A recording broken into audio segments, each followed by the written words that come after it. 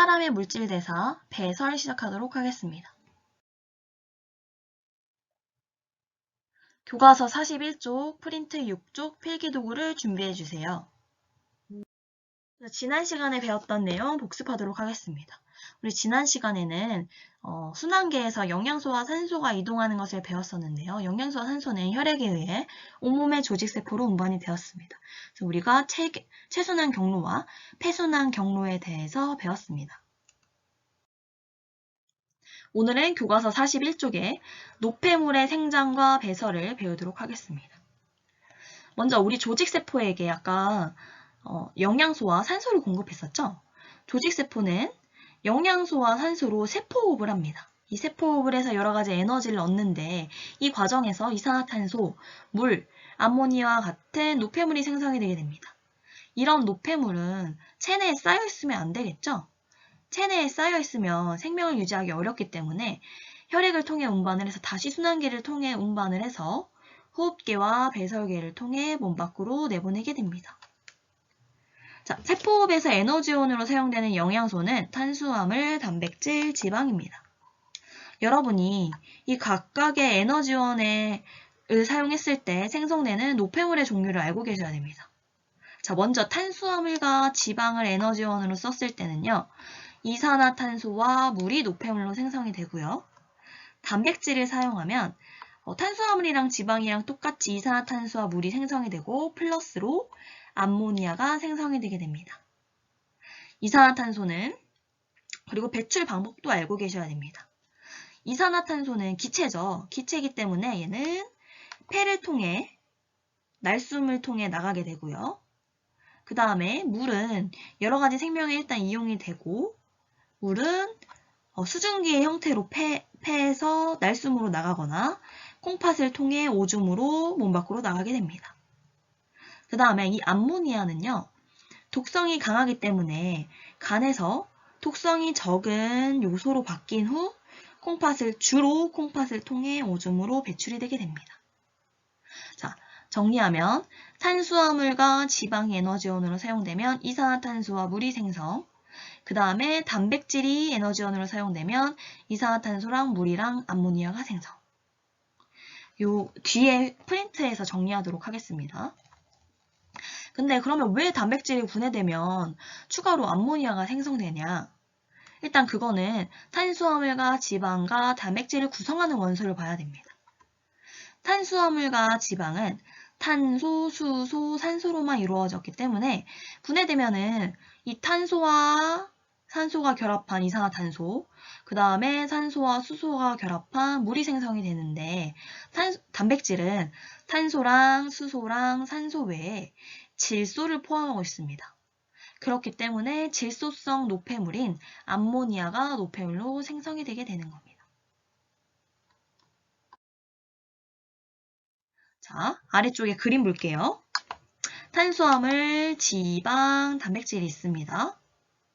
자, 이 영양소와 우리가 폐를 통해 흡수한 산소가 순환계를 통해 온몸의 조직세포에 전달이 되면 온몸의 조직세포에서는 세포호흡을 통해 에너지를 만들게 됩니다.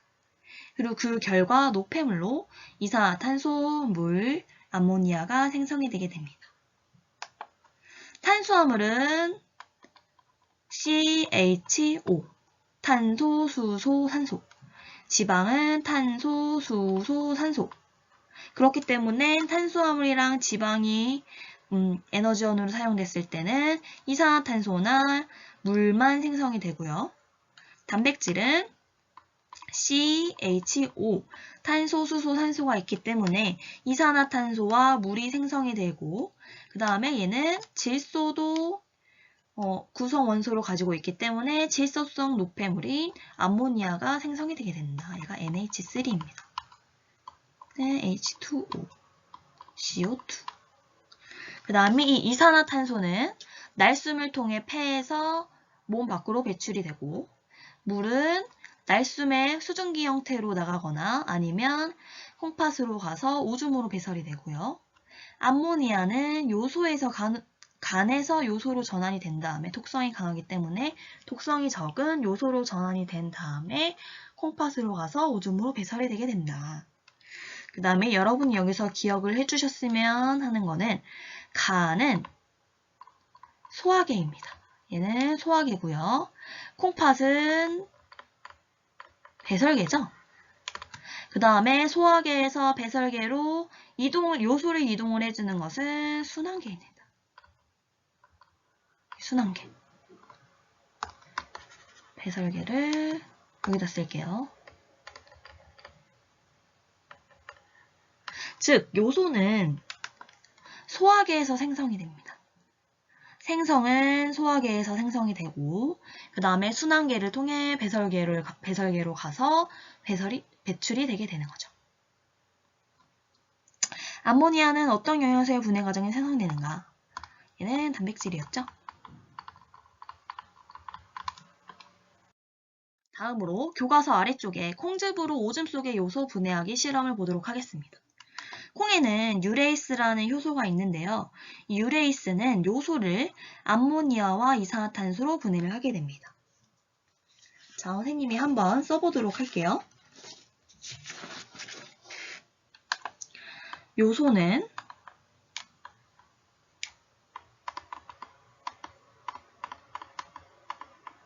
암모니아로 유레이스가 얘를 분해를 한다. 그런데 이 암모니아는 염기성입니다. 왜 암모니아가 염기성인 게 중요하냐면요. 얘가 염기성이면 BTB 용액이 색깔이 변하기 때문에 이 BTB 용액으로 암모니아가 있다는 것을 확인을 할 수가 있습니다. 한번 아래를 볼게요. BTB 용액은 여러분이 이 실험을 이해하기 위해서 알고 계셔야 될 거는 또 BTB 용액의 색깔 변화를 알고 계셔야 됩니다. BTB 용액은 지시약인데요. 얘가 지시약은 용액의 액성에 따라 성질이 변해서 그 용액이 산성인지 중성인지 염기성인지 알려주는 게 지시약이었죠. 산성, 중성, 염기성, 노, 초, 파입니다. BTB 용액은 산성에서는 노란색, 중성에서는 초록색, 염기성에서는 파란색입니다. 그러면 암모니아가 생성이 됐다면 만약에 콩즙에 있는 유레이스에 의해서 요소가 암모니아로 분해가 됐다면 암모니아는 염기성을 띠기 때문에 BTB 용액이 파란색이 되겠죠. 요게 이 실험을 이해하는데 여러분이 알고 계셔야 될 내용입니다. 자, 이 콩즙에 있는 유레이스 효소의 활성을 확인하기 위해 불린 콩을 갈아서 콩즙을 만든 후 그럼 이 콩즙에는 유레이스가 있겠죠? 그 다음에 오른쪽 그림과 같이 실험을 했습니다. 자, 이때 용액의 색깔은 점차 어떻게 변할지로 이러한 색깔의 변화는 무엇을 뜻하는지 한번 써보도록 하겠습니다. 먼저 써보기 전에 선생님이 보여주는 실험 과정 동영상을 보고 오겠습니다.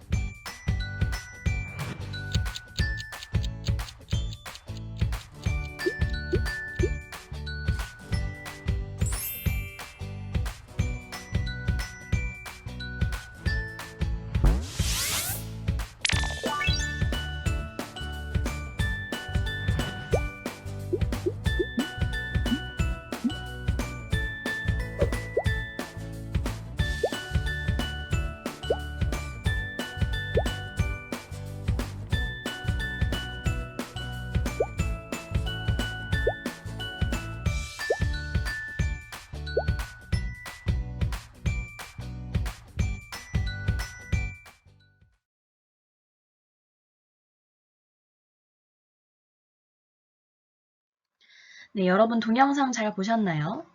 색깔 변화가 나와서 많이 헷갈리죠? 자, 선생님과 한 번 더 정리를 해보도록 하겠습니다.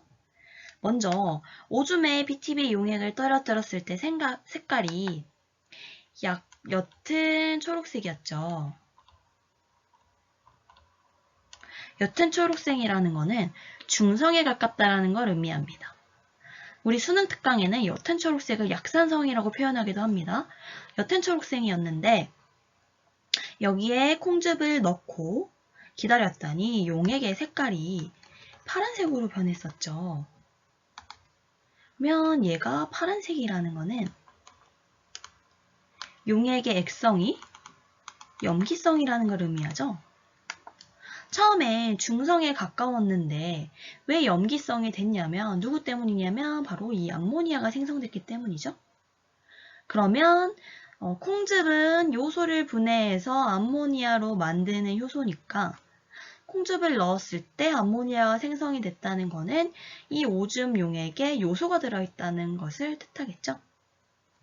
그래서 오줌에 BTB 용액을 넣었을 때 옅은 초록색이던 용액의 색깔이 콩즙을 넣으면 점점 파란색을 띈다. 이는 용액이 중성에서 염기성으로 변했음을 나타내는 것으로 콩즙 속 유레이스의 작용으로 오줌 속의 요소가 분해되어 암모니아가 생성되었음을 의미한다. 그러니까 이 반응이 일어났다는 걸 알 수 있다는 거죠. 프린트 6쪽을 정리하고 마치도록 하겠습니다. 먼저 배설기관의 구조 보겠습니다. 자, 이렇게 콩처럼 생긴 기관이 바로 콩팥이고요. 콩팥에서 오줌관을 따라 오줌의 성분들이 방광에 저장되었다가 요도를 통해 몸 밖으로 나가게 됩니다. 그 다음에 이 콩팥을 자세히 들여다보게 되면 심장에서 콩팥으로 오는 혈관인 콩팥 동맥이 있고요. 이 콩팥에서 다시 심장으로 들어가는 혈관인 콩팥 정맥이 있습니다. 콩팥 동맥에 이제 모세혈관이 되어서 혈관이 이렇게 뭉쳐있는 것을 우리가 사구체라고 부르고요. 사구체를 둘러싸고 있는 보먼주머니로 여과가 일어나게 됩니다. 여과가 일어나게 되고 그 다음에 이 여과가 된 물질은 세뇨관을 따라 이동하는데요. 이 세뇨관은 모세혈관이 겉에 분포해 있어서 이렇게 여과된 물질에서 우리 몸에 다시 필요한 물질은 세뇨관에서 모세혈관으로 재흡수가 되게 되고 더 버려야 될 물질은 모세혈관에서 세뇨관으로 분비가 되게 됩니다. 그 다음에 이 세뇨관은 집합관을 모여서 오줌의 성분이 되게 되고요. 그 다음에 필요한 물질들을 재흡수하고 분비를 했었던 모세혈관은 콩팥 정맥으로 모여서 다시 심장으로 가게 됩니다. 자, 우리 배설 중학교 2학년 때 배웠었는데 이 구조를 정확히 알기보다는 우리 여기 단원에서는 세포에서 생성된 노폐물을 제거하는 데 좀 더 초점을 맞춰주셨으면 좋겠습니다. 그 다음에 노폐물의 생성 한번 볼게요. 탄수화물과 지방의 구성 원소는요. 일단 탄소, 그 다음에 산소, 수소부터 쓰겠습니다. 탄소, 수소, 산소. 그 다음에 단백질은 탄소, 수소, 산소에 플러스해서 질소까지 구성 원소에 해당을 하고요. 생성되는 노폐물은 탄수화물과 지방은 탄소와 여기 선생님이 산소를 H로 잘못 썼네요. 탄소와 산소가 결합해서 만들어지는 이산화탄소. 그 다음에 수소와 산소가 결합해서 만들어지는 H2O 물. 그 다음에 단백질을 통해서 만들어지는 노폐물은 한글로 쓰도록 하겠습니다. 이산화탄소와 물. H2O. 단백질이 분해됐을 때 생성되는 노폐물은 이산화탄소, CO2와 물, 그리고 추가로 질소가 있기 때문에 암모니아. 암모니아는 NH3입니다. 이렇게 생성이 되게 되고요. 노폐물은 순환계에 의해 운반이 돼서 호흡계와 배설계를 통해 몸 밖으로 나가게 됐습니다. 자, 탄수화물, 지방을 통해서 만들어지는 노폐물인 이산화탄소와 물인데 그 중에서 폐를 통해서 날숨으로만 나가는 거니까 여기는 이산화탄소가 되겠고요. 자, 탄수화물, 지방, 단백질에서 모두 생성은 되고 폐와 콩팥으로 둘 다 그러니까 배출이 되는 것은 물이 되겠습니다. 그 다음에 단백질에서 암모니아가 세포호흡의 결과 생성이 되고요. 이 암모니아는 소화계였던 간에서 요소로 전환이 된 다음에 콩팥을 통해서 오줌으로 나가게 됩니다. 콩팥은 배설계. 그 다음에 소화계에서 배설계로 요소를 이동시켜주는 것은 순환계. 자, 여러분이 각 영양소의 영양소 에너지원으로 쓰인 결과 생성되는 노폐물과 그리고 이 노폐물이 배설되는 방법을 보면서 어떤 노폐물인지도 찾을 수 있으셔야 됩니다. 그 다음에 이 간에 대해서 굉장히 중요하게 많이 물어보는 경향이 있으니까 우리 평가원에서 암모니아가 간에서 요소로 합성이 되고 그 다음에 콩팥을 통해서 배설이 된다는 것을 알고 계시면 되겠습니다. 자, 이것으로 여러분 오늘 배설 내용이 끝났고요. 다음 시간에는 생명활동과 에너지의 기관계의 통합적 작용에 대해서 배우도록 하겠습니다. 이상으로 수업을 마치겠습니다.